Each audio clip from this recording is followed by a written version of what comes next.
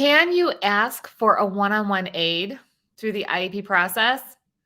That question is something that I've gotten asked for years and years and years. And my answer is always the same. First, I start with, can I ask for that first part of that question is you're an adult. You can ask for anything you want to ask for.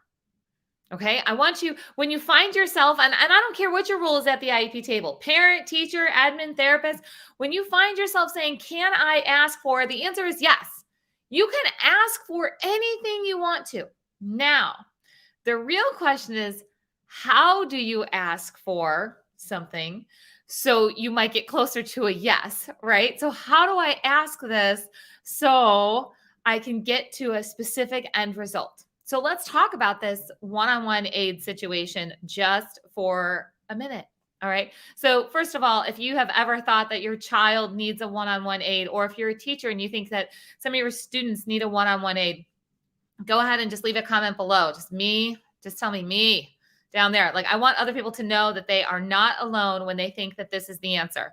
Now, something you need to know is that adding another person into the mix, like just saying, I need a one-on-one aid, like here's the one-on-one aid. That's typically not the fix for the problem. Typically, whatever's happening, whatever's spurring this conversation that is, like, let's talk about why a child might need more support. That situation is not solved by just adding another person into the child's day.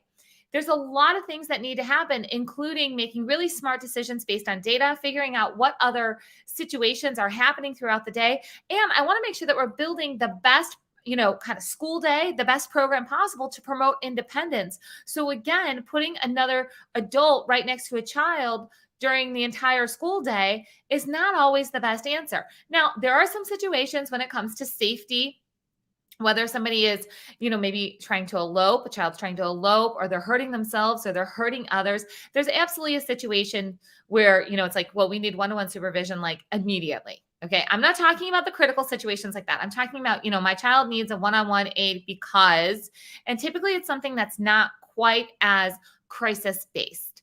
It's something about reaching academic goals or making friendships or self-help skills or communication.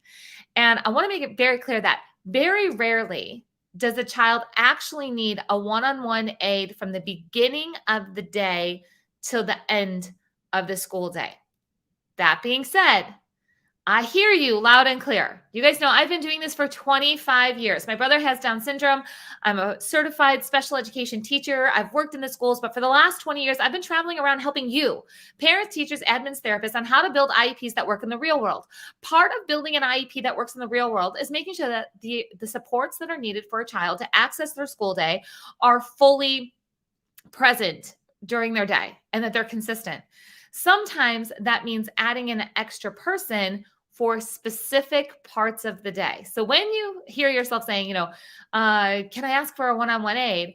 Really think about, what is your end result? What are you looking for when you come to that statement of a one-on-one aid? Are you looking for your child to be able to access curriculum in certain areas? Are you looking for them to access the bathroom? Are you looking for them to access recess time? What are you looking for? Are you looking for them to improve their communication and they need help and they need prompting with all of their communication?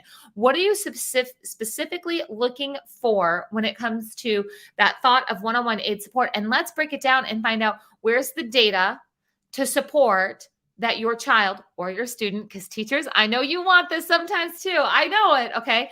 Where's the data to support what a child needs in order to get an appropriate education and access their school day? Do you hear the difference in that? So most of the time was, I really think my child needs a one-on-one aid. No, we don't do that here. We hear that a lot. No, we don't do that here. And it's like, well, okay. To avoid that, so number one, we shouldn't be hearing, we don't do that here ever at an IEP table. That's another conversation for another day. But that means that you ask the question in a way that set it up for a yes or a no.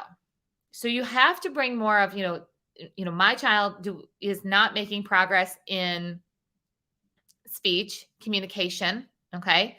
We have the data to show that. what additional supports are needed, because it's not always about another therapy session at school, right? So what additional supports or what additional people are needed to ensure that the child can start moving towards their communication goals at a meaningful pace? So we have to make sure that we're asking the question of how does a child get more support, right, where they need it most, instead of just one-on-one aid. So if you hear yourself, you guys got this? If you hear yourself, can I ask for? Number one, you're an adult. You can ask for anything you want.